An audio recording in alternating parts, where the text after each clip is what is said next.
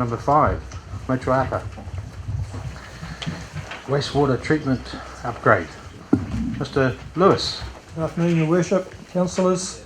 We have here a tender recommendation for a contract for the Motuapa wastewater treatment plant upgrade. If you recall, that was brought to Council back in July. We were instructed to go back out and re-tender. We have done that, and we now have a resolution here for the acceptance of a tender by Services Engineers Limited of Auckland.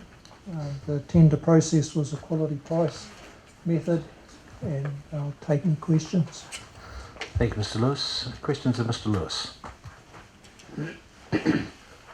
Just Services Engineers, have they been a supplier in the past?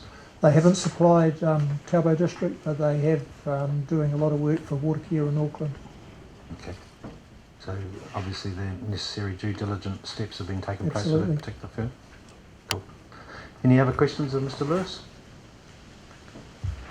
Okay, suggested a resolution there. Who would like to move that? Councillor Stewart, thank you. Seconded by Councillor Cousins. All those in favour, please say aye. Aye. Those against? Carried. Thanks, Dennis.